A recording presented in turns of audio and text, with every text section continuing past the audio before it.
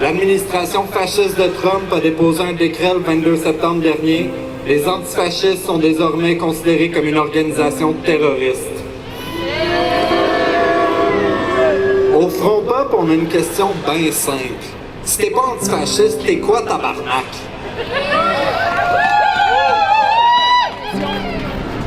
Moi, j'ai pas de problème que la gauche dise qu'est-ce qu'ils ont à dire, mais on a tout le droit de dire qu'est-ce qu'on a à dire. Puis à un moment donné, ça suffit. Puis on le voit très bien à la télé, on le voit partout qu'à un moment donné, il y a un 2 poids 2 mesures dans notre société, puis il faut que ça cesse. Puis aussitôt qu'on a des discours qui peuvent être catégorisés de droite ou que c'est pas dans leur vision idéologique, mais on a automatiquement stigmatisé par le racisme, par le racisme, par la xénophobie, par la haine, par toutes sortes de termes pour en fait nous déshumaniser. Fait que je trouve que l'extrême gauche essaie de déshumaniser tous ceux qui pensent pas comme eux, puis faire en sorte de justifier la violence puis des actions criminelles envers nous, que ce soit par le vandalisme ou whatever.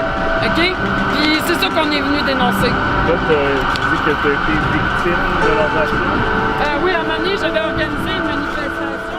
La personne interviewée par le journaliste et qui se victimise face aux antifascistes se serait adonnée à cette propagande ci-dessus. Si ce n'est pas un discours d'extrême droite à caractère raciste et xénophobe déshumanisant, c'est quoi alors? C'est ce genre de pensée qui, appliquée politiquement, mène à des pratiques fascistes d'exclusion xénophobe et raciste. Et Antifa existe pour que ces discours de haine de l'autre cessent. Non à l'extrême droite, non à leur discours, non à leur politique et surtout, non au monde de marde qui veulent nous enfoncer dans la gorge. Et depuis plus d'1 an, on assiste à un concours. La CAQ et le PQ rivalisent à qui sera le plus raciste. Il faut le faire en esti. Des décennies à scraper le filet social, à scraper la santé, l'éducation, à laisser le marché immobilier entre les mains des spéculateurs, à donner aux boss tous les moyens légaux pour nous exploiter de plus en plus. Et quand ça finit par péter, qui est-ce qui blâme? Nos camarades de diverses origines.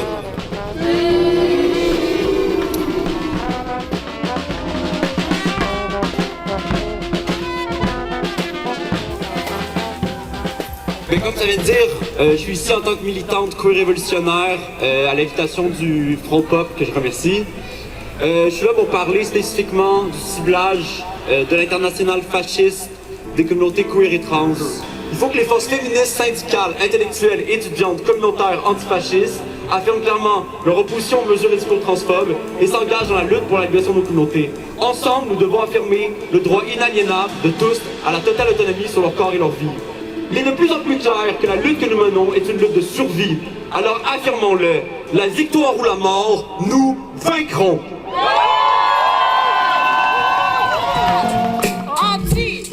Anticolonialisme, solidarité avec les peuples qui résistent.